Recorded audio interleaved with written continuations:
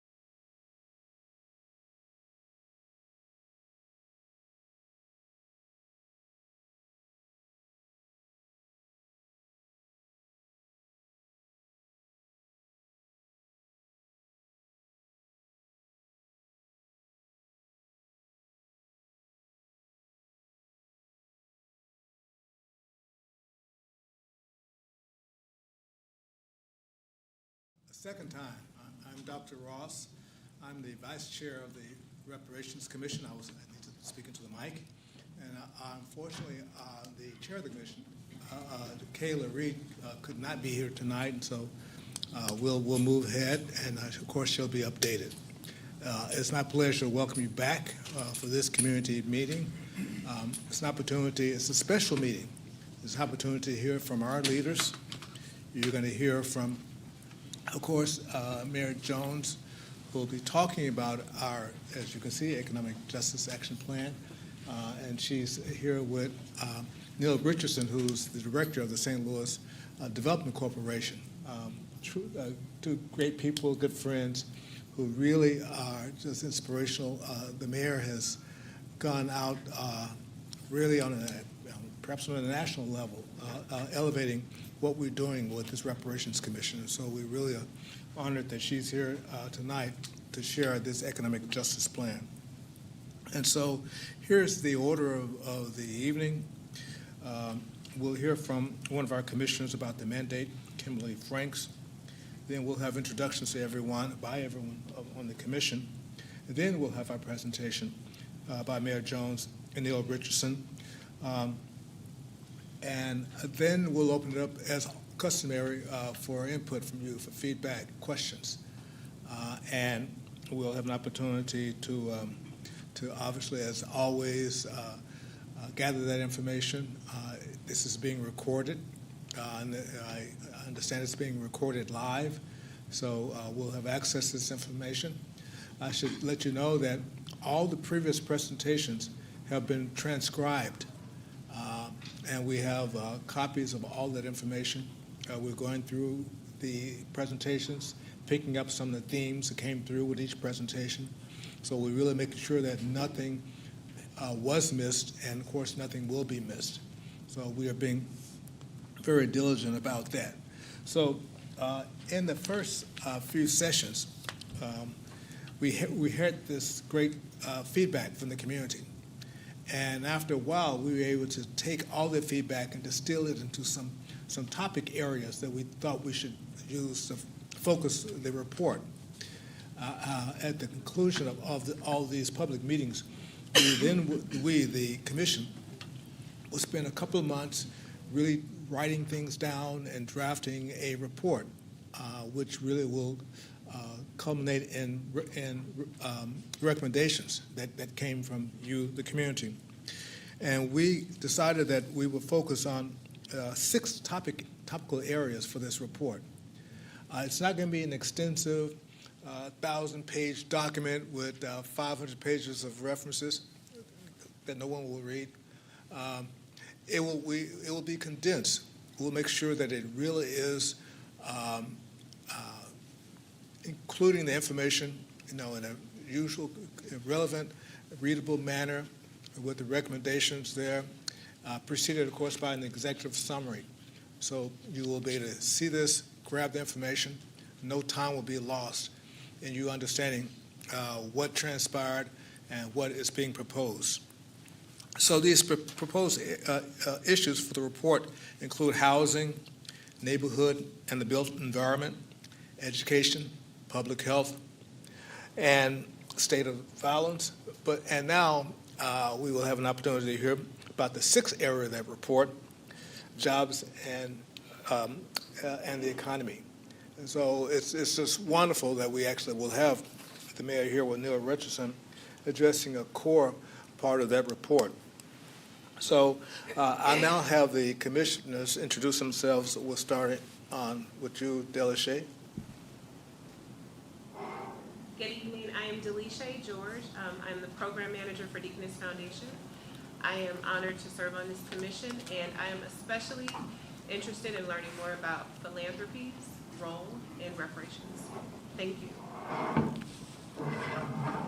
Good evening. My name is Gwen Moore. I'm a resident of Penrose Park, and I just want to welcome everybody here. I think all of these public meetings have been very impactful. The testimonies have been powerful, and I think they've been unifying as well. So thank you for coming. Good evening, all. Okay. Yeah, I can. Thanks. Good evening, all. I'm David Cunningham. I'm chair of the sociology department at Washington University, and I want to just echo the other commissioners' welcome. It's really, as always, it's great to have you here and to be working with you and for you here. I'm really looking forward to the mayor's presentation tonight and benefiting from that. And as Dr. Ross was saying, we've been working really hard to really focus what we've been gleaning from testimonies in order to organize all of our work related to these reports. And really all of that always goes back to what we're hearing from you and trying to make sure we take those truths in and incorporate it to what we're doing. So thank you again for being here. Good evening. My name is Kimberly Franks. I'm a Southside City resident. Can you all hear me? I'll just project. Good evening. My name is Kimberly Franks. I'm a South City resident. I'm a non-practicing attorney and a business owner, and it's just been great to be part of this process. I've been really interested in the work that we've been doing and really shaping this into a process in which there is active and hearty community engagement. So I always look forward to you all's comments each meeting and taking that into consideration as we continue to evolve our work, and also look forward to hearing about what's going on with the city in terms of economic justice. I'm Reverend Kevin Anthony, and I'm here, pastor Pilgrim United Church of Christ, resident of Tower Road South, longtime resident of St. Louis. And I want to say again, thank you for being present this evening. I also want to applaud you for your commitment for coming out to all of these meetings and taking the journey with us, another way to say that. And we look forward to continuing this work. And thank you, Mayor Jones, for being present tonight. Great. So now we're going to, well, one thing I should mention, Reverend, it's good to have a Reverend here who can ensure there's peace and order and tranquility, engagement. And so he's going to make sure that when we do our questions afterwards, that we really adhere to a protocol that will allow all of us to be actively engaged. So, Reverend, why don't you tell them about that protocol? Oh, yeah. So when we have the public comments, what we ask that you do when you come forward to share is to give your name and what particular neighborhood you live in. You have 3 minutes for your comments to share on whatever it is around reparations and how you would like to see the commission continue its work. And we fixed that trap door, so no one's going to fall through that. We'll make sure. So next, I want to ask Kimberly Franks to really review our commission mandate and executive order. Do we have that on the screen, Delishay? We don't. Okay. Yes. She can read off that executive order. We want to make sure that we do this for every meeting. Want to absolutely adhere to the mayor's order and that mandate. This following Executive Order 75, establishing the City of St. Louis Reparations Commission, was signed into action by Mayor Tashara Jones on December 7th, 2022. This here is our call to action, our mission, but certainly not our North Star. So I will read aloud as it's written. Executive Order on Reparations. Establishing a community-driven commission to assess the history of slavery, segregation, and other race-based harms in the city of St. Louis, explore the present-day manifestations of that history, and ultimately recommend a proposal to begin repairing the harms that have been inflicted. Whereas centuries of American slavery, segregation, racism, racial capitalism, and injustice have reinforced a racial hierarchy that remains in place to this day, and whereas a growing tapestry of equity-based analysis, books, exhibitions, studies, reports, consent decrees, and more have shed light on the unique role that St. Louis has played in the development of racially exploitative practices and structures. And whereas these works document in detail a long history of racialized exclusion, extraction, and violence that has led to St. Louis becoming one of the most segregated and racially inequitable major cities in the nation. And whereas, in order to address these challenges, we must start by recognizing that extreme racial disparities are not natural or inevitable, but are instead a function of public policy and political will. And whereas, the National Coalition of Blacks for Reparations in America, in COBRA, defines reparations as a process of repairing, healing, and restoring a people injured because of their group identity and in violation of their fundamental human rights by governments, corporations, institutions, and families. And missing a page. I think that closes. So, with that, here's our commission timeline. Phase 1, April through July, community engagement and co-learning. Phase 2, August to December, analysis and recommendations. And where we are now, Phase 3, January through March. And that has been extended. That has been extended to September. This involves release draft report, including recommendations, engage public for feedback to draft, and final submission to mayor and board of aldermen in September. Thank you, Commissioner Franks. Now it's my pleasure to invite the mayor, and she'll be followed by Neil Richardson. Neil, you're more than happy to come and occupy the seat here too. Hi, good evening. Thank you for the opportunity and the invitation to attend tonight's meeting. I've said it before and I'll say it again. People closest to the problems are closest to the solution. I established this commission and appointed some of the brightest minds in our city in order to chart a course to restore the vitality of Black communities in our city after decades of disinvestment. St. Louis can't succeed as a city if over half of it has left to fail, and over half of it has been left to fail for decades.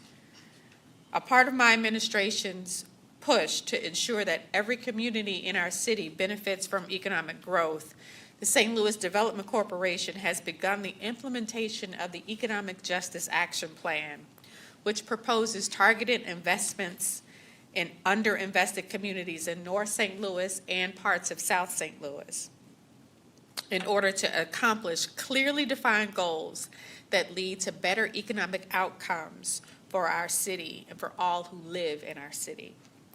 This plan includes heavily empowering, developing, and transforming neighborhoods across St. Louis so our economy can grow in a just and equitable manner. In my eyes, the Economic Justice Action Plan is rooted in the need for restorative justice in our communities. And this plan is being touted in other cities as an example of a roadmap to use for reversing the harms of the past. With that, I'm excited to introduce to some and present to others Neil Richardson, the President and CEO of the St. Louis Economic Development Corporation, who will give an overview of the purpose of this plan, our current status of SLDC's efforts, and the future outcomes we can expect to see from our city. Thank you.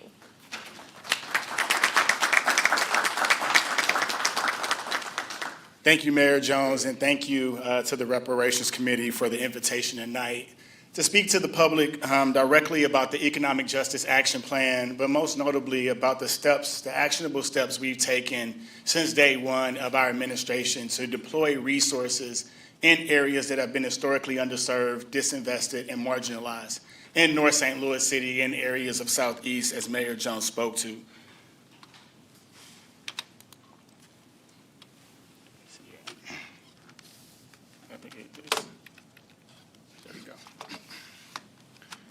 So I want to start off by noting some of the challenges with the market conditions of where we are today. Because for too long, I think it's become a nomenclature or a token to talk about diversity, equity, and inclusion. But we don't talk enough about justice.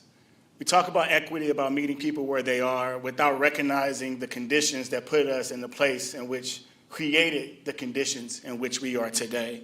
And so justice is not just meeting people where they are, but it's repairing the harm that was caused and created in order for us to overcome these challenges.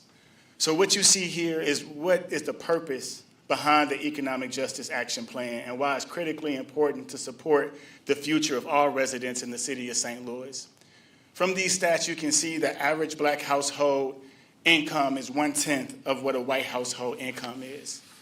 We see that the average earning value for a Black employee is only 48% of that of what a Black employee makes. And this just doesn't impact their current income inequalities. This also conditions and challenges their ability to access capital, to be able to purchase a home, to be able to start a business, and to be able to achieve their full economic potential.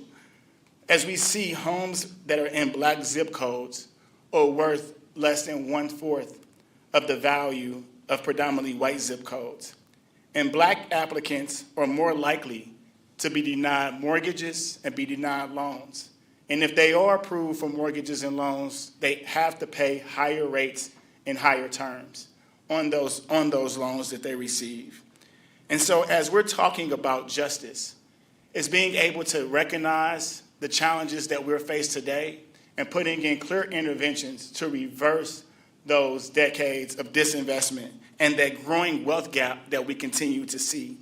Because over time, we see wealth passed down from generation after generation.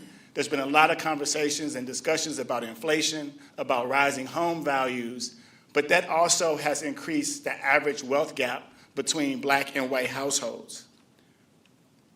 And this is not uncommon for St. Louis. The stats I provided before were the stats of across the country. But as you can see here in the city of St. Louis itself, we are a city that was built for 1 million people, and now we're teetering just around 300,000. And what you've noticed through our latest census between 2010 through 2020, we lost over 27,000 Black residents. As a whole, we lost 17,000. And so what that shows is that our Black families, our Black households, our Black residents doesn't feel like St. Louis is working for them, that the city is working for them. And they've decided to achieve and chase economic opportunity in areas that are not within the city because they no longer have hope that it exists. And so this is not just a social imperative for this administration. This is really focused on an economic and financial imperative as well. Because as we continue to lose population in our city, it impacts our tax base, it impacts our resources to help pay for infrastructure, help pay for our schools, and other challenges that we see. As I said, our city is 66 square miles, and approximately 60% of that city is in a HUD-qualified census tract. These are areas where the average median income is 60% of the area median income or below, or have a poverty rate of 25% or more.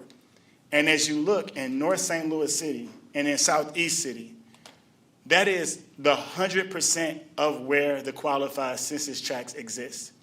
So every census tract north of Delmar is considered impoverished. And so as we have these unprecedented, once-in-a-generation set of funds, we are intentional about investing in these HUD-qualified census tracts. Because as I stated before, without clear interventions to be able to reverse these decades of disinvestment, we'll never be able to get out of this hole, and we'll continue to see our city fall behind. And that's what drives us to drafting the Economic Justice Action Plan around 5 primary goals: strengthening neighborhoods, closing that wealth gap that I spoke to, improving health and educational outcomes, which ultimately will allow us to expand our tax base and grow our city population. This work for me isn't just my profession. Yes, I have the background and experience to do this job and be in this role, but it also is personal for me. I grew up in a Lewis Place neighborhood. My parents still live there. I attended Rankin Technical College. I tell this story all the time. I grew up and I was raised in Lewis Place. I went to church in the Ville. I went to elementary school at Ashland Elementary, and my grandmother lived in Penrose Park.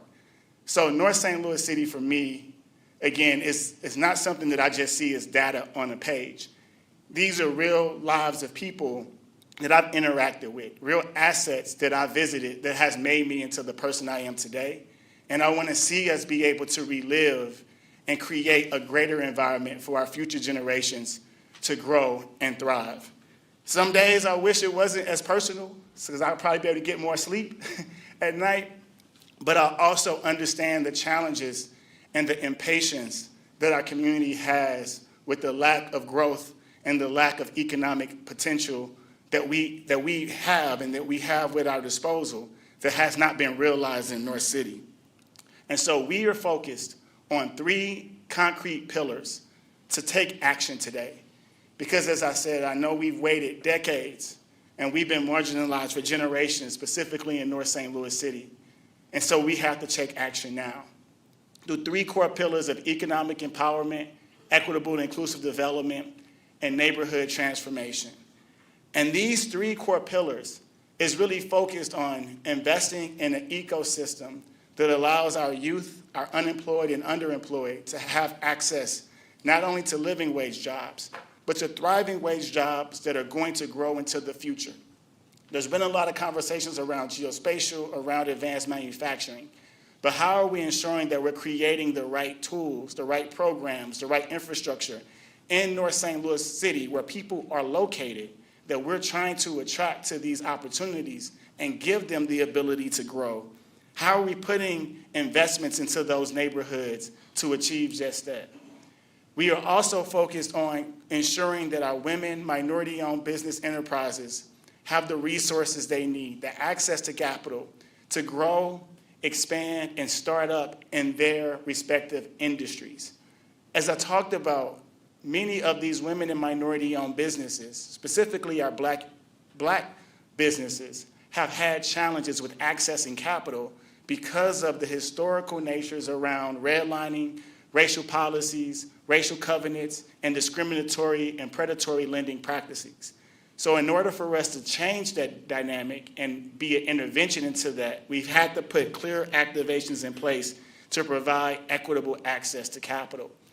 We also have our second pillar focused on equitable and inclusive development, leveraging our real estate investments. We put a new policy in place through the mayor's administration that focuses on incentives being equitable across the entire city. Incentives are important for attracting businesses that bring employers, that bring quality jobs, that bring affordable housing, that bring educational resources. And we ensured that day one, every project that we provide an incentive to provides net new revenue to the St. Louis Public Schools. We no longer provide 100% tax abatement to any project. So any project day one contributes directly to the St. Louis Public School District in a positive way.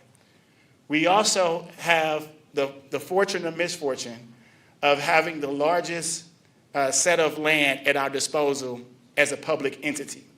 Our Land Utilization Authority, which I'll speak to in greater detail, has over 10,000 parcels that we are in stewardship over. And it's our responsibility to maintain that and bring it back to its full economic functionality. And so the mayor, SLDC, has been focused on not just ensuring that we are providing the right demolition for sites in an environmentally friendly way, but also that we're reactivating those sites to reach its highest potential, working with developers, working with community development corporations, working with neighborhood organizations to ensure that we leverage these physical assets to be an anchor for the future redevelopment of those areas. That leads to the investment piece. Through Mayor Jones' leadership and the Board of Aldermen, they have committed over $286 million, almost $287 million through the Economic Justice Action Plan from the American Rescue Plan Act that will be invested through 2026, with the majority of these resources going to those HUD-qualified census tracts, more specifically in North St. Louis City. And so as we're activating those three core pillars, economic empowerment, equitable inclusive development, neighborhood transformation, these dollars are going into projects, products, and programs as not the final end-all be-all, but this is the down payment on the future of our city. Our first core area I wanted to hit on today was the expanding access to affordability in housing. We know housing costs are continuing to rise, but it also is becoming a greater challenge to redevelop housing in the city of St. Louis, as we have had challenges with construction costs rising as well as interest rates. And what we've committed to through the Economic Justice Action Plan, almost half of that $286 million has went toward housing. I won't go through every detail or line item here today, but I'll hit on two of the areas in the Economic Justice Action Plan focused on housing that will be focused directly on wealth-building opportunities for individuals and individual neighborhoods. That's the Housing Development Fund and our Home Ownership Fund.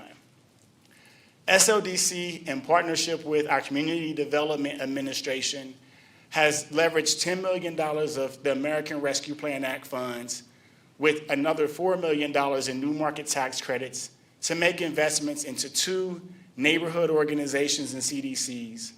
One is Habitat for Humanity, that's redeveloping homes in Dutchtown, Graveway Park, Old North, and Hyde Park.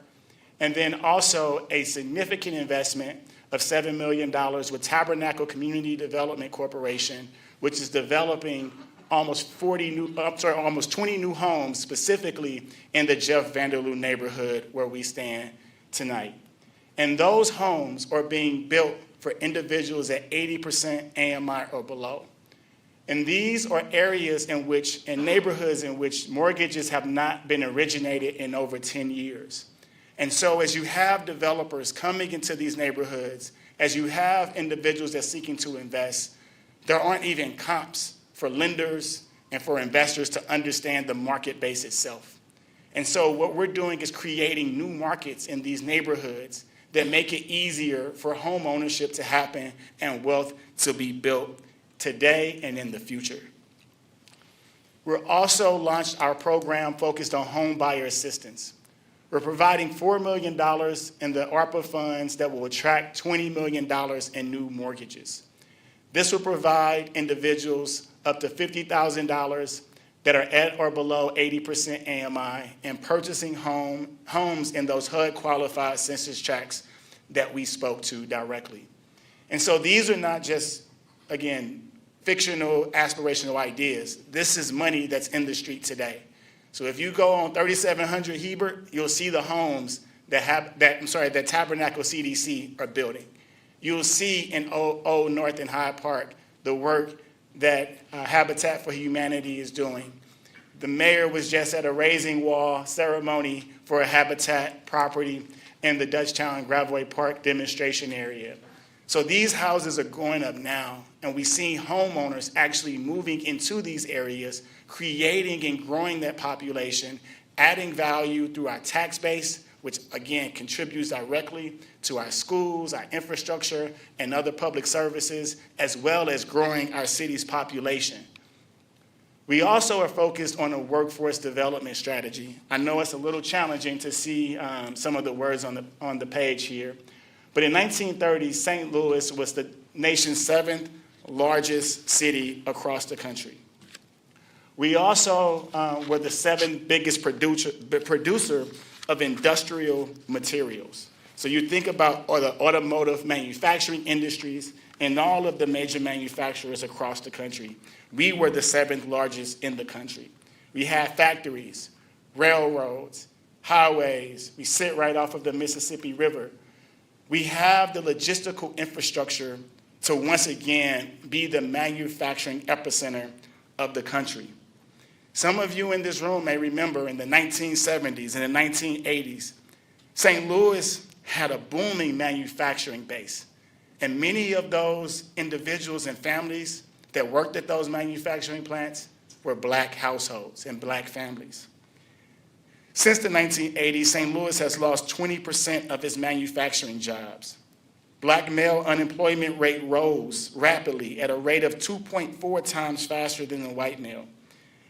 And this also led to us across the country. Black men being employed in the St. Louis manufacturing has decreased twice the rate of Black men in the rest of the U.S.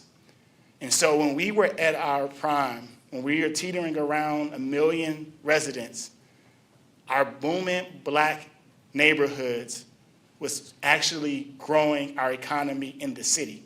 And that's how we were built. And so as we've seen those manufacturing jobs decline, so has our city. So we've put a direct focus on manufacturing and building an advanced manufacturing innovation district within the MLK corridor. Today, we see about 3,000, almost 4,000 residents with about 1,900 jobs within this area. But through this plan, we hope to double that over the next 5 to 10 years. We hope to grow the median income and address the vacant lots that are within those communities. We leverage at SLDC the American Rescue Plan Act funds to purchase a vacant manufacturing facility where Killark Electric was located. They manufactured electrical materials for large electrical plants. And so what we decided to do is to take that vacant asset that was sitting dilapidated and challenged, acquire not only that asset, that 150,000 square foot facility, but the 15 acres that surround it. This will be the workforce training hub of the future. We will provide workforce training for the high demand careers that not only have, again, those living wage jobs, but quality, thriving wage jobs with benefits, with healthcare and education. Our programs will offer accreditation, apprenticeship, focused on advanced manufacturing, education, geospatial, healthcare, and transportation and logistics. And the mayor, to her credit, she said, we're not just making an investment in dollars. We're going to make an investment in our social services and our departments in North St. Louis City. So St. Louis Development Corporation, the St. Louis Agency for Training and Employment, the Office of Violence Prevention, as well as other city departments will be coming to North St. Louis City to tenant this building. We also are in conversations with many manufacturers that produce quality products, from pharmaceuticals to modular homes, that want to be tenants in this space because they are struggling to find workers. And they want to be close as possible to the population that they can train and they can ultimately drive their production quality up. So there's a win-win scenario. Being able to attract these major employers from across the country to North St. Louis City, as well as providing on-the-job training that is close to our city service as possible to ensure they have the resources to grow and thrive. We're also working with the Advanced Manufacturing Innovation Center of St. Louis. This will be a $60 million investment happening just east of Rankin College. So if you think about where Rankin is today and where we sit, right in the middle of this neighborhood will be a $60 million state-of-the-art manufacturing facility that's focused on workforce development, research and development equipment around advanced manufacturing, and product and production prototyping. Recently, as recent as last year, Boeing made a $5 million commitment to this project because they know how important it is to be able to not only have production and product prototyping space in North St. Louis City, but also to be able to build the pipeline that will help their company be profitable, productive, long-term. But our goal is to leverage these opportunities, not as just the end-all, be-all. We want to leverage these income, high-paying jobs as an opportunity to build wealth, to start businesses, to purchase homes, to build a legacy. And so for us, as we think about the future, we also must preserve the historical African-American assets in which built the current environment we are today. So SLDC was very intentional about identifying 4 priority projects in North St. Louis City: the Wellston Loop Station, the Sarah Lou Cafe, the Chuck Berry House, and also Club Imperial, where the late great Tina Turner performed. We are starting on the stabilization of the Chuck Berry House. We are partnering with the community to engage each of them to understand what their vision is. But we're putting in the first resources to stabilize these assets because we can't wait for help to come. We have to be the solution. So these are the investments that we're making today. Again, starting with Chuck Berry House, we've already started the structural assessment.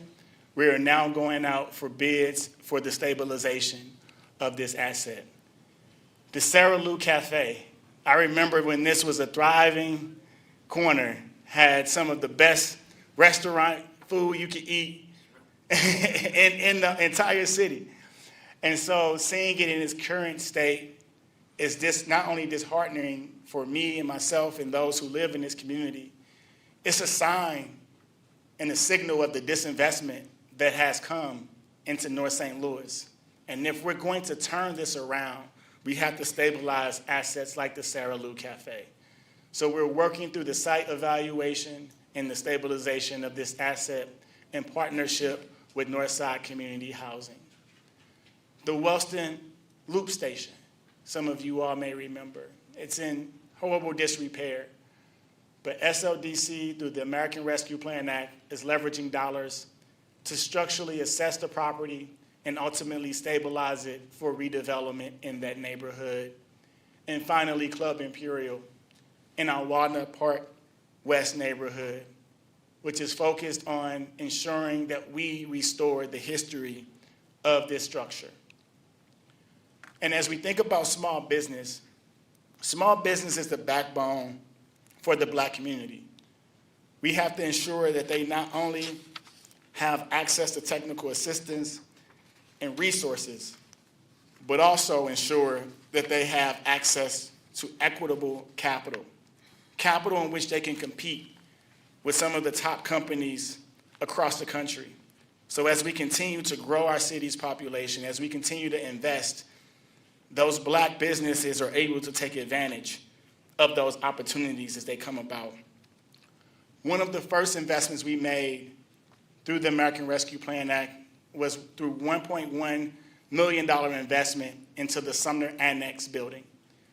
Sumner High School is the first Black high school west of the Mississippi.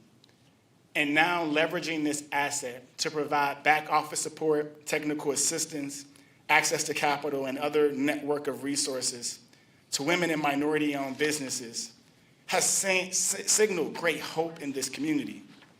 We've seen so many businesses come into our doors that have just been excited to have someone to teach them about how to manage their books and records, how to get access to a loan, how to start their e-business, how to start a business that can get access to capital. We received a $1 million grant last year from MasterCard through their Digital Doors program to ensure that every business that we partner with had the ability to set up an e-commerce presence. In our first year, the Northside Economic Empowerment Center has served over 2,600 participants. Over 1,100 businesses have sought services at the Northside Economic Empowerment Center, including 654 female businesses and 479 male businesses. We provided over 140 technical assistance projects and workshops for over 1,100 participants at large.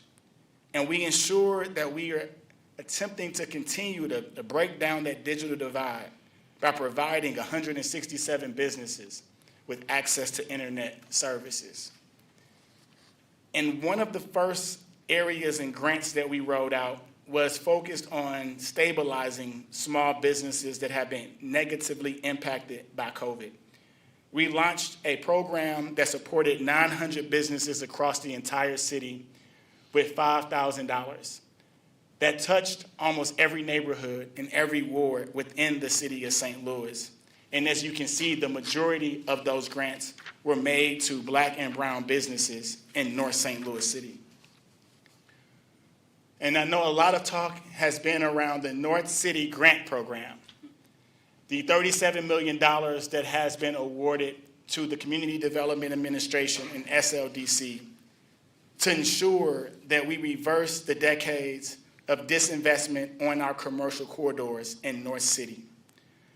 There were several changes to the legislation that prevented and halted and delayed some of the ability for us to roll these funds out in 2023. And so in 2024, we've been focused on getting these dollars out in Q1 of this year. We are focused on all businesses north and nonprofits that are north of Delmar, located in a HUD qualified census tract north of Delmar, and located within a St. Louis Development Corporation Economic Justice Index Area 1 and 2, all north of Delmar. Our first grants will be distributed in March. We received over 700 applications for this program, almost $1 billion of funding requests. So when people tell me there isn't a need in North St. Louis City, I can tell them there surely is, because our community is ready, they're able, and they are looking for resources to be able to grow their business. And our first goal was to ensure that every business, all 700 of those businesses, received capacity building opportunities. So every business that applied automatically qualifies for $5,000 if they complete the technical assistance and capacity building training. We then prioritized businesses that needed stabilization for their current operations, providing a first-come, first-served grants up to $15,000 for every business that was looking for stabilization dollars. We will then have competitive processes for expansion, community needs, and community enhancement to ensure that we invest in the facades, the brick and mortar, and the other infrastructure necessary for businesses to grow and succeed in North St. Louis City. These grants will be rolled out over the next 6 months, and we look forward to having 100% of these deployed before Q4 of this year. And that's, again, $37 million going directly to North St. Louis City businesses.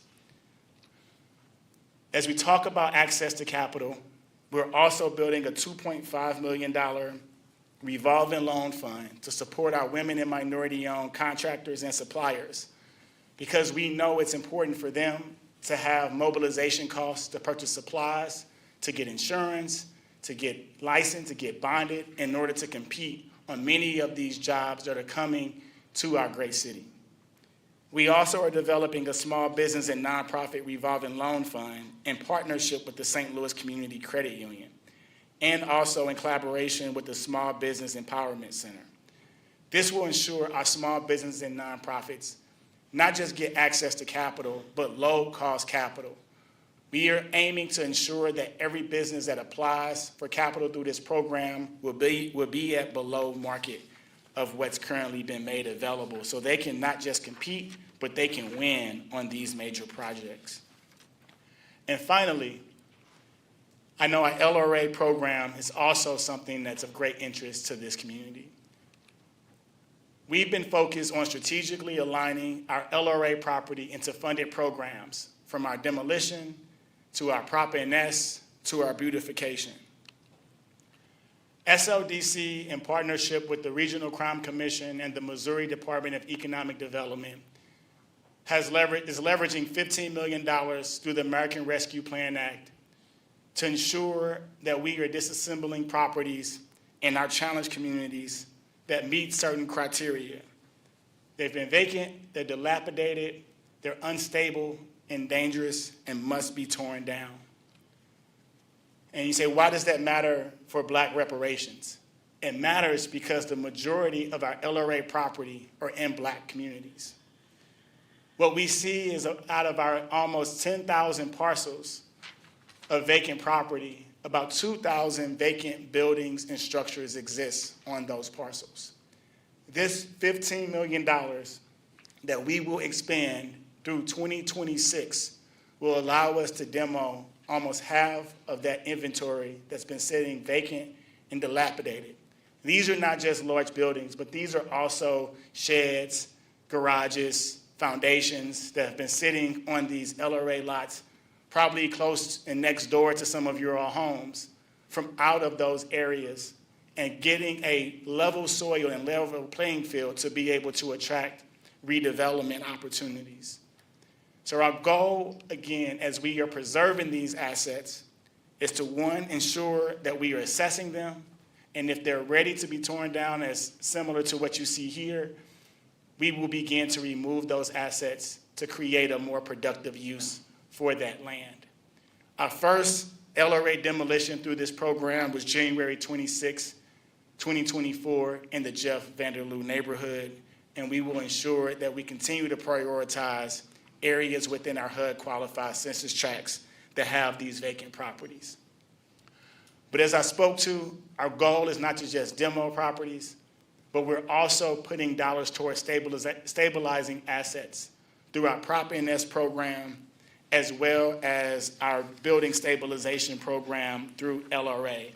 And not just bringing properties to stabilization, but bringing them ultimately to redevelopment to be able to produce the highest, again, and best use for the residents that live there.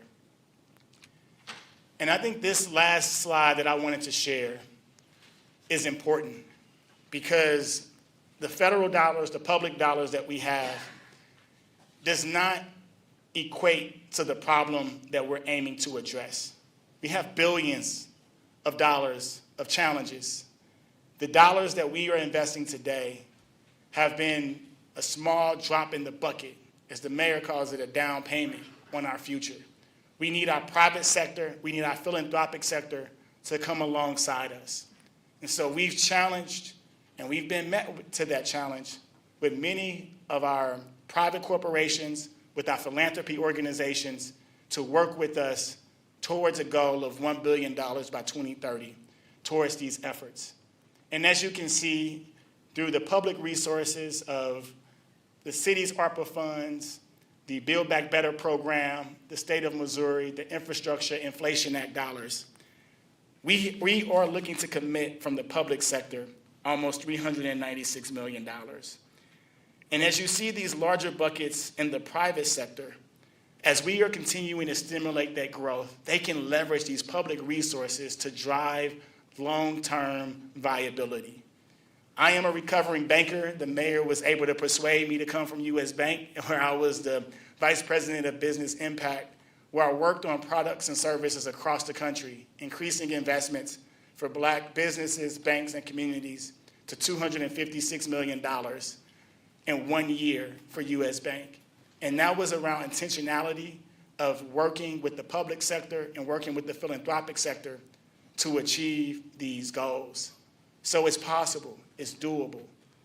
The public sector has to drive the way, and that's what the Economic Justice Action Plan is centered around. And now we're partnering with the private and philanthropic sector to be able to ensure that we sustain these initial investments for long-term success. That's my time. Thank you.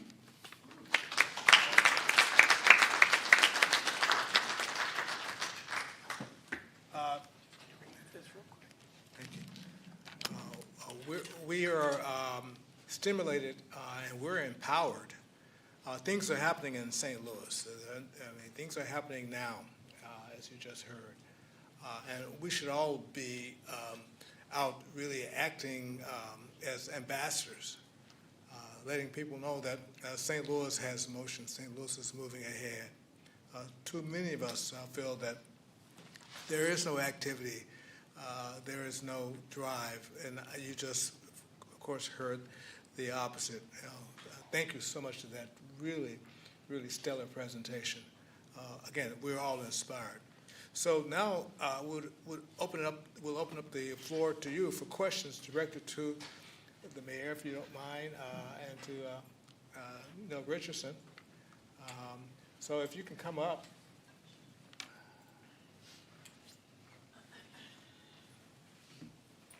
And if you have questions, please use the center table there with the microphones, 3 mics.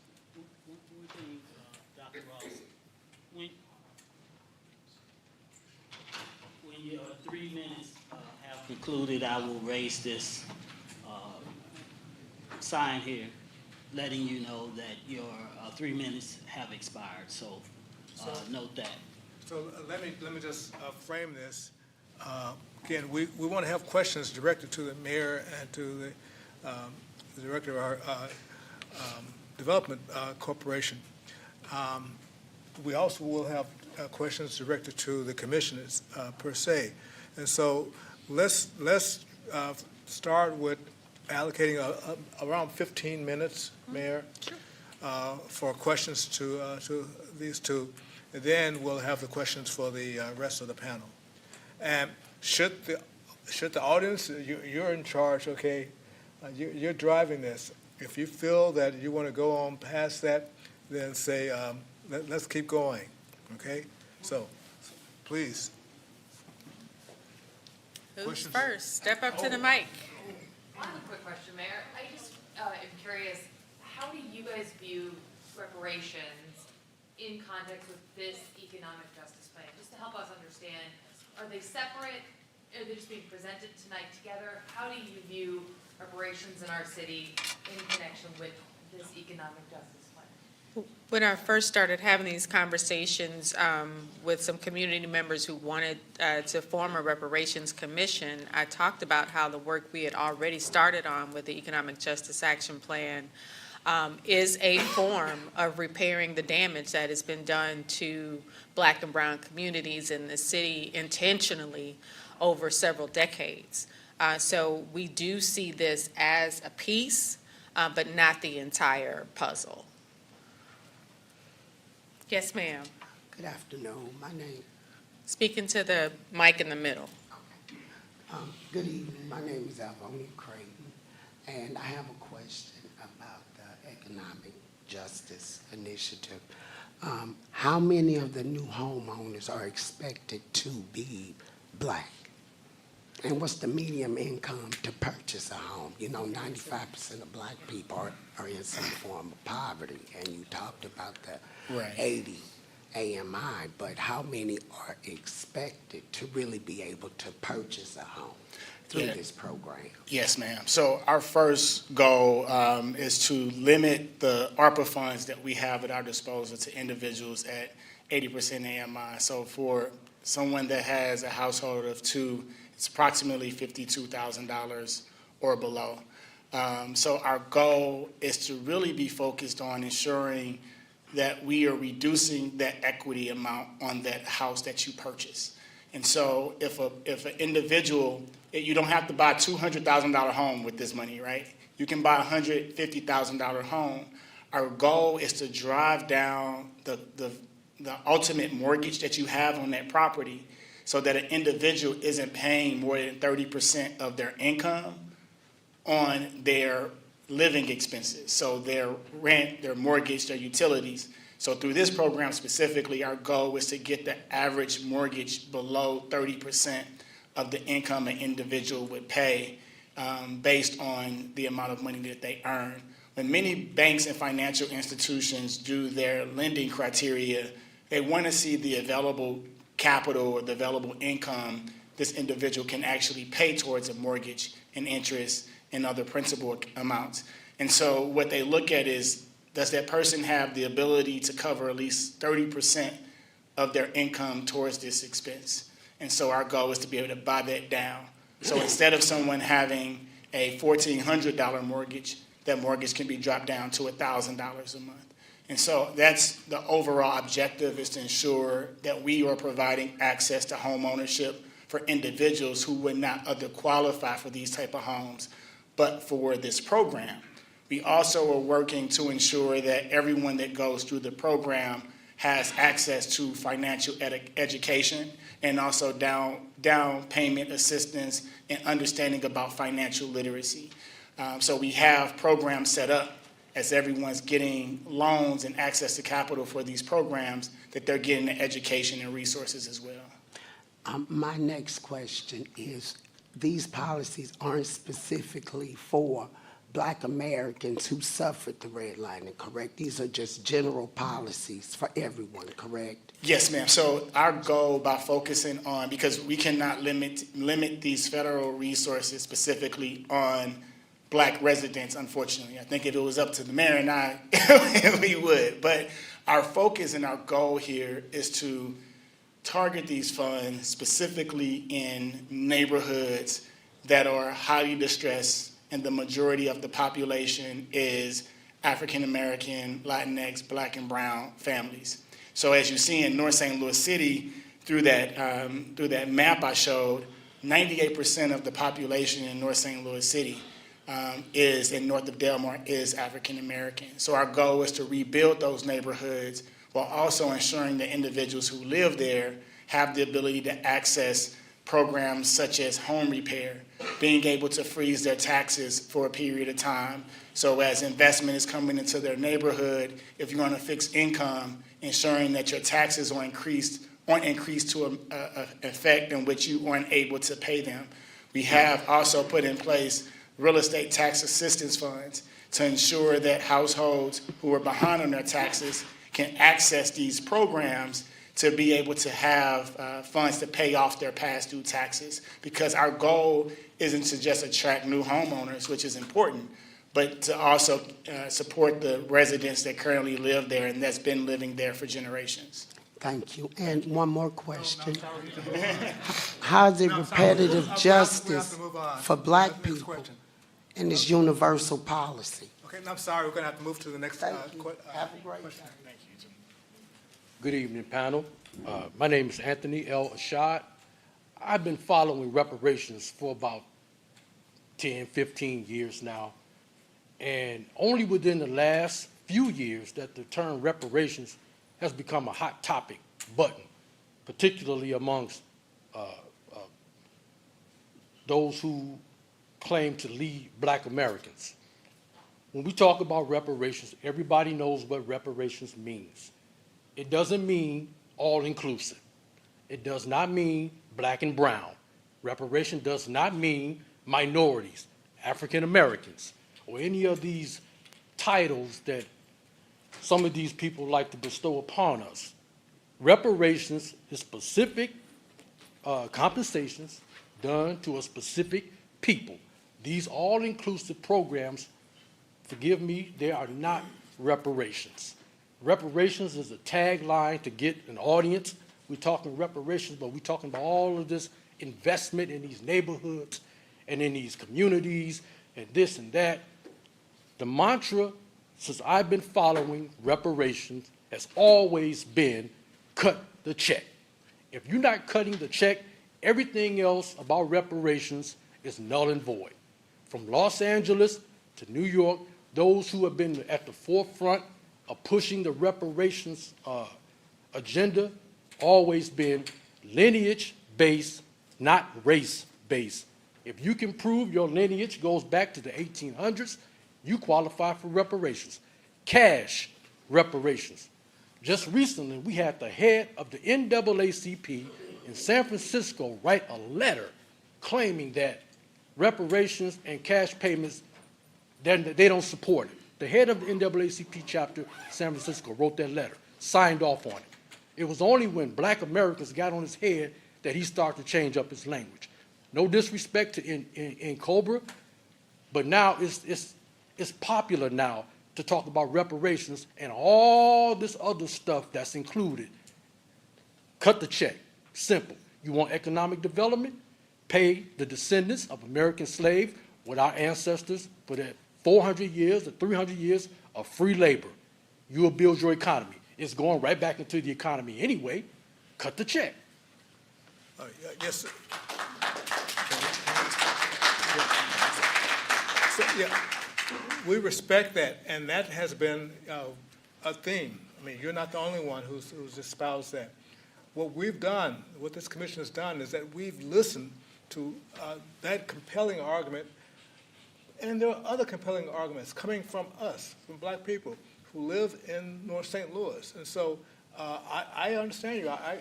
I hear you loud and clear. But as a commission, our goal is to listen to all the voices and simply generate a report based on what we've heard and deliver that report to the mayor. So, yeah, great. Who's next? Hello, Ms. Jones. Hi. I'm a Jones, too. Reverend Jones, who used to go to your church. Okay. All right, I'm his nephew. I was caught in a federal scam. I already told Cori Bush about it. She might need your help. It will get you elected again. That's all I got to say. Okay. Your staff got my number. Okay. Next. Greetings, my name is Antoine, and I hail from the Hamilton Heights neighborhood. And just for the mayor, I just have a statement. Just want to tell her I appreciate her leadership and foresight and wherewithal to be the only executive level politician that I know of to bring about this kind of conversation using an executive order. I think it's time for that kind of action, and I really appreciate her doing that. And to the commission, I want you to know that Evanston, Illinois, we consider that a failure. All across the country, they're calling it a failure. What happened in California, we consider that failure. All across the country, they're saying it's failure. You just, talk to the people. Don't watch the news, go talk to the people. Now, you all are successful, intelligent people. Each one and all of you on this panel have been successful at the things you put your mind to, and we appreciate you for the contributions you've made to St. Louis. But it's time for you to make a revolutionary move and put lineage-based, Black Americans who can trace their lineage back to the time of slavery, cash payments, direct cash payments. We don't want to accept anything less than what we've seen other people who have been harmed in this country have received. I understand I'm asking you to do something revolutionary. It's not up to you to determine what's going to be done with your recommendations after you make them. Give those recommendations to the Board of Aldermen and to the mayor, and then let the people get with our representatives and see how we can push this thing forward. We need that cash payments, and we need it to be lineage-based. If they can't do it, then they can't do it. If we can't make it, if the people can't get with their elected officials and make that happen, then that's that. But your responsibility is continue to be successful people. Do something successful. This is the heart of America. If it doesn't happen here, New York is not going to do it. The West Coast is not going to do it. It's up to you, It's up to you, and we depended on you to just put it in there. put it in cash payments. Black Americans specifically, who can trace our lineage back. I want to send out love and solidarity to the descendants of the enslaved people who are going after St. Louis University. I want to send love and condolences to all the ancestors who suffered under that institution, and I want their descendants to be paid. So y'all can keep playing with us. We'll go piecemeal, we'll go part by part, we'll go to the, all these institutions, and then after we get through with that, then we'll still make the government come back. And we'll still force the government to go to these same institutions and ante up again. So the best thing you can do is be courageous. I know you're all courageous people. Continue to be courageous people. Continue to push, the envelope. Continue to be successful. Make St. Louis Reparations Commission a successful by including the things that I mentioned. I appreciate y'all letting me speak. Thank you.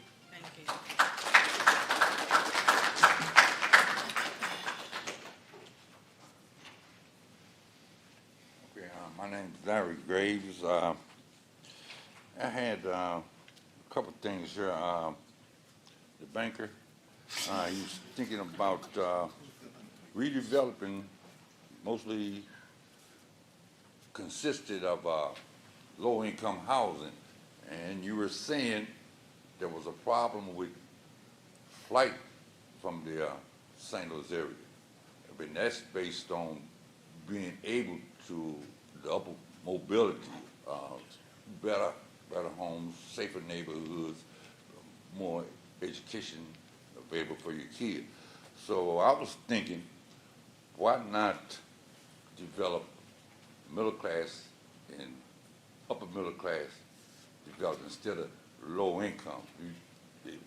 They'll give you a project anytime you ask for it. If you tell them, well, we need another project to stack black folk in, they'll do that at any time. So I'm thinking, why don't you try a different approach and try to develop some middle class and upper middle class stuff and get a tax base for So before you respond, I just want us to be attentive to the time, because again, It's only been about a minute. I know, Tired I'm of just me, saying I'll cut out. that the mayor's been really gracious, and so I'm gonna have all the responses, try to make as crisp as possible. Yeah. But yeah, no, we want you to stay there and get your response. Yes, sir, I agree with you 100%. Our goal right now through the American Rescue Plan Act dollars, because it's federal funding, is limited to where we can use it and who can benefit from it. And so right now it's focused on those who were most disproportionately impacted by COVID and HUD qualified census tracts. And how that's defined as individuals and households that are 80% AMI or below, or that lived in a HUD qualified census tract. And so our goal is to invest into the areas in which we have the funds to do so, but also being able to create a market where those middle income families can now be able to access mortgages in these neighborhoods. The challenges in the Jeff Vanderloo neighborhood, for example, is there are not any comps for mortgage lenders or even investors to understand. And so what we're doing right now is creating those new markets, those new comps. So now someone that is in the middle class can be able to now have access to a mortgage through those lenders that are starting to lend in these areas. We also are working with the workforce development to ensure that people are getting access to thriving wage jobs, quality jobs. So then we are able to build that economy, training those individuals to be able to move into housing opportunities, not just affordable, low-income housing, but ultimately for them to be able to move into workforce housing and build wealth and home ownership opportunities. So I hear you 100%. This is just the beginning of what the future has in store, and we're using these monies as a seed to do that. Okay. So we have time for one more question for the mayor and Neil Richardson. Yes, sir, you're in the blue. If we could take two, because this gentleman back here is sorry. also waiting. Yes, okay. So Yeah. two more questions. Got it. That's the first. No, we really, again, we have to. Okay. So yes, sir. Okay. Hi, my name is Michael, and this actually is for Neil. My question is in regards to the manufacturing investment. I see the vision, I appreciate it, but my question is, how are you guys assessing, how are you guys looking at and assessing it in comparison to the evolution of AI? when it comes to the investment manufacturing, because we all know when it comes to AI, manufacturing will be probably the first target when it comes to AI jobs in the future. So given the evolution of AI, how are we making sure that this long-term investment doesn't render itself futile or useless down the line? Yeah, so our goal, and that's why we have this large 150,000 square foot facility, is to focus it on the-job training opportunities. So we're working directly with employers and with the educational system, and we are the conduit to be able to hear from the employers around the skills, the qualifications they want to build for, whether it's AI, whether it's manufacturing, whether it's geospatial, and then creating the curriculums with the educational institutions and putting them at the facility, and then working with those employers, having agreements with them. So if they're coming in to create new factories, new facilities, new office buildings, and they're coming to the city looking for any incentive or any support, we're putting that within our redevelopment agreements to ensure that we get first source employment opportunities through SLPS, but then they're working with SLPS and those other educational institutions to create the curriculum at our workforce development hub for those jobs of the future. So we see ourselves as that conduit and continuing to build on that and learn. So again, that's why I said pharmaceuticals, advanced manufacturing, geospatial. Those are some of the fastest growing industries in St. Louis right now. And as we have more AI companies, more tech companies, being able to engage them to ensure they're getting access to the curriculum that prepare them for the jobs of the future. Because right now, even with AI, there's still a significant shortage in workers. So we want to make sure that St. Louis has the ecosystem built for those employers and educational institutions to be able to meet and talk to each other as they're developing their programs. Great. Final question. Yes, sir. Well, I could have screamed from the top of my voice. But we don't want you to do that. I'm young man, you need to get in contact with me or I'll get in contact with you because I can take you back to the 40s. Yes, I'm 85 years old, so I'm ahead of this situation. I know all about it. But I'm personal here. My reparations program is in regards to a family I never had. I have 12 of 13 members of my family succumbed, suffered strokes and deformities from the Mill Creek Valley DDT spraying under racist Mayor Raymond Tucker, allegedly. Just to call the names of my family, since I only have 3 minutes, I wanted to do something I hadn't heard tonight because I'm a child of the King. I haven't heard anybody say, "Our Father." Odessa, my oldest sister Odessa, buried at Greenwood Cemetery. Janet Marie, 32. Odessa was 8 months. Lambert Augustus, 41. Eddie Lee, 59. Geraldine, many in the gospel circuit would know her, Geraldine Gallagher, who wrote all the gospel music. 60.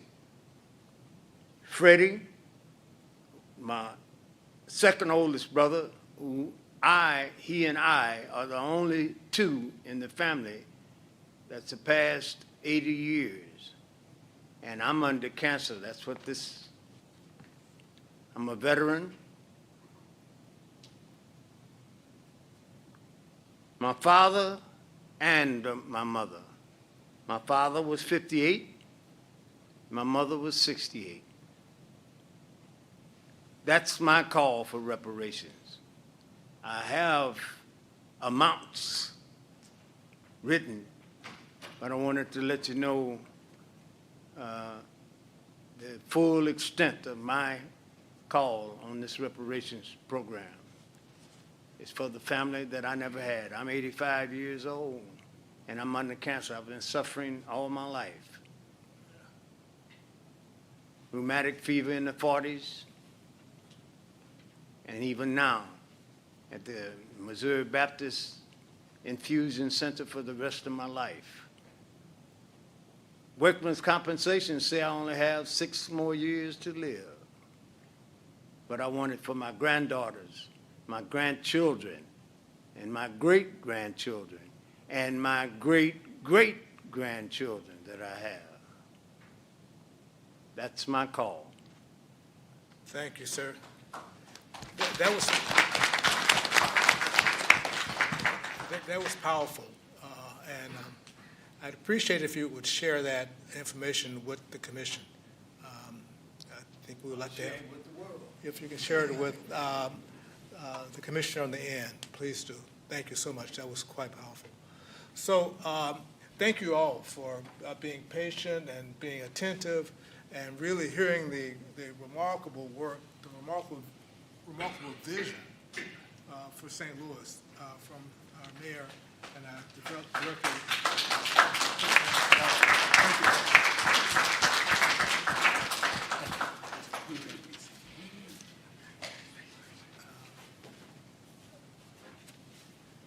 That was quite powerful, and everyone had a voice and they were heard. Now we're going to turn this over to public comments. So now is your opportunity to talk to the commissioner. I know some of you have already done that, and so so the clock has been clicked to 0, and so now please present a question as you desire to the commissioners. And as you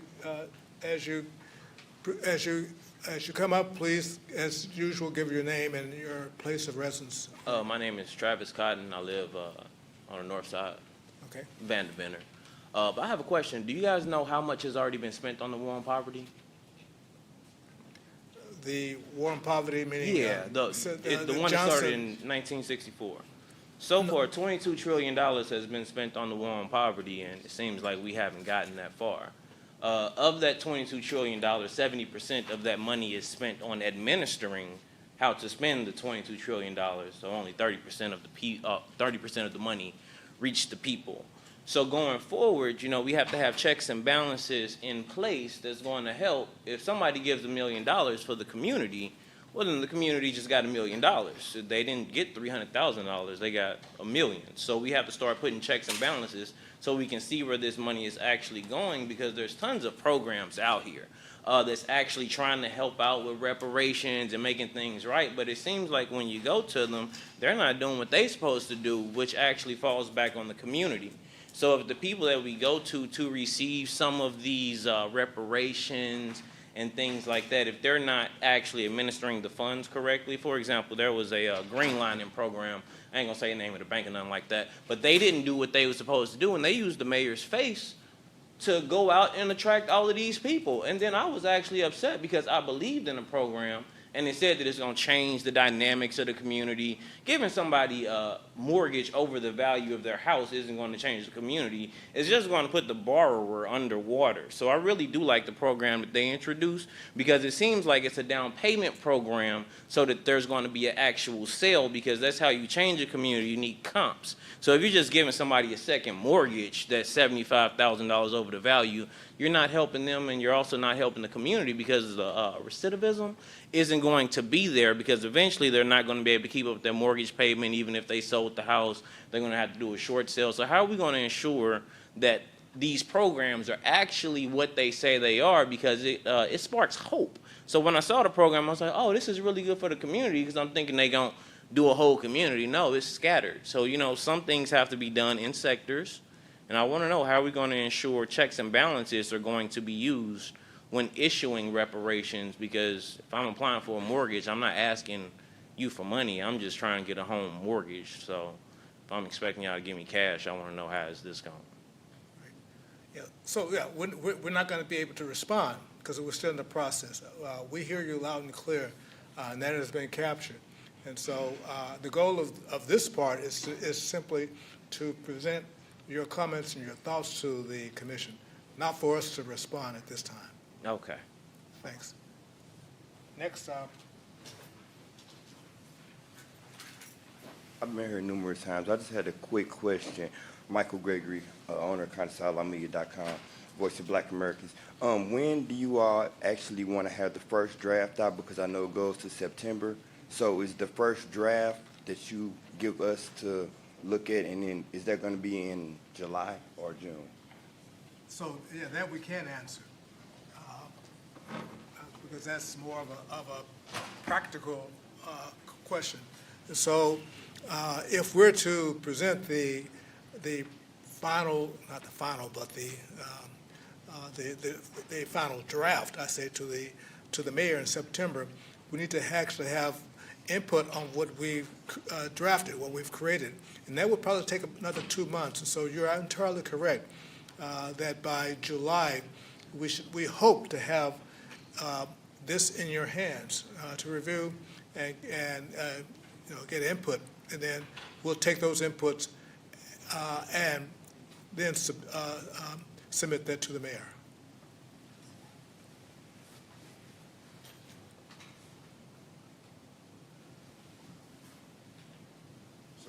I appreciate y'all letting me speak before, so this time I'll make it real quick. To my community, the mayor has left some doors open for us with the programs that she's presented. I always believe that when a door is left, when you're fighting and a door is left open, you must rush in. Take the opportunities that are there. As the opportunities are seized, so shall they multiply. So that's what I had to say to the community about the opportunities that the mayor has presented to us. Some of this is going to be up to us to rush out and get some of that. Make sure that we're in line to get that. You know, she's presented to us specifically, even though it may not be for us specifically. She's the mayor of a whole city. And I just want to reiterate, be revolutionary in your recommendations. It's not your fault if they're not implemented. It'll be your fault if you give something that insults us. It's insulting to us, some of these things that we've seen across the country. Just be revolutionary and be brave, like the brave people I know that you are. Cash payments, lineage-based for Black Americans. I appreciate y'all letting me speak.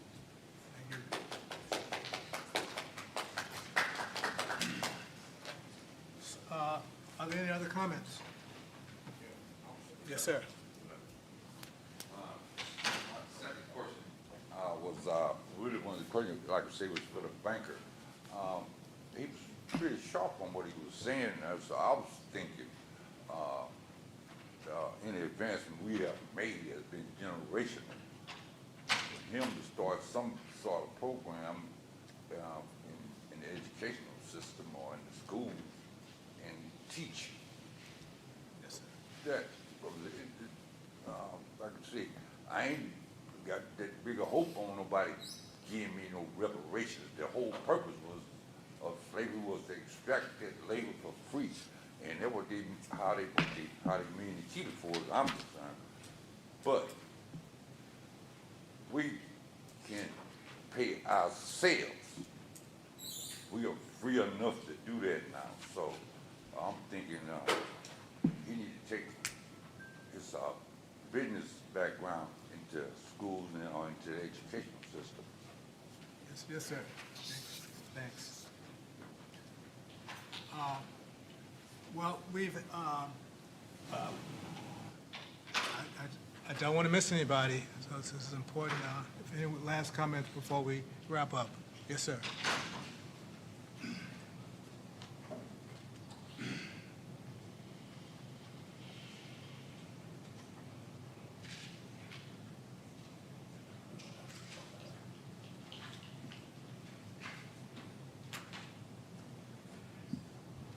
Good evening, everyone. Good evening.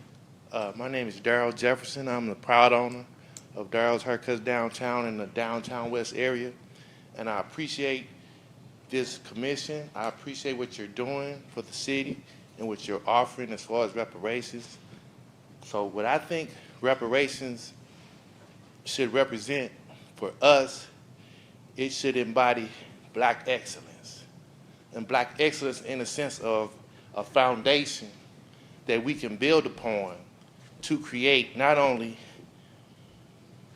a compensation, but black excellence for the future of the descendants of slaves in the city of St. Louis.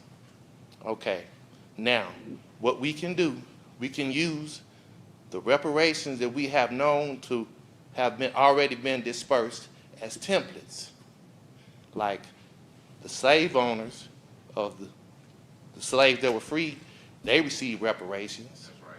You had the Japanese that were incarcerated, they received reparations. And you have the descendants of the Holocaust that received reparations in the form of a pension. They got a lump sum, and they also got monthly payments. So if you take all of that into account, if you take 300 years of being enslaved and use the prior templates for reparations that were already dispersed and use it accordingly, scale it up, put it in a pension form, give out the lump sums, monthly payments, let that go for however many years, put institutions in place to regulate it, to make sure everything is put in its proper perspective and is dispersed equally and fairly to create this foundation that I speak of, and put institutions in place to educate the people of how to not only make the money work for them, but reinvest it in the city, and tell them about whole life insurance so when their family members pass, they can receive more money into the family to keep the wealth, to create a larger foundation along with the reparations payments. So if you do this, all that I said, put it together, not only will we see black excellence, but we will see a definite change in the city. And you will not have as much to deal with when you're dealing with the elements of those that are without. Because those who have seen black excellence and been a part of black excellence, it definitely makes a difference. Yes. That's all. Thank you so much.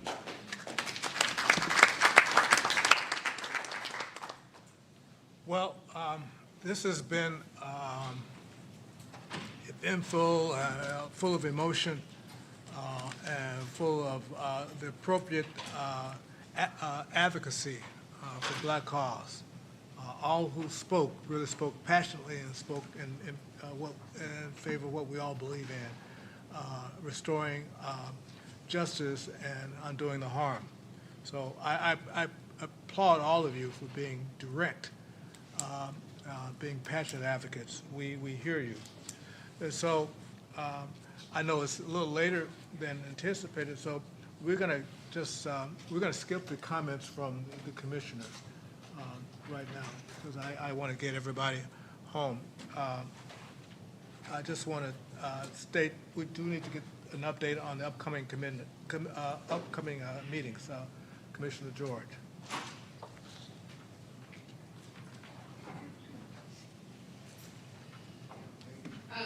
So our March meeting has not been confirmed, but it will be the week of March 25th. And so once we have that date confirmed, which we hope to have that confirmed by the end of this week, we will post that on the city's website, and we will also circulate it. We circulate it amongst ourselves. I appreciate you saying be brave and, you know, things are not our fault. Understand that we do what we can. So I will say that, and please ask for your grace with that. But we will post the meeting, location, and date as soon as we can. Thank you. On behalf of all the commissioners, thank you so much for being here this evening.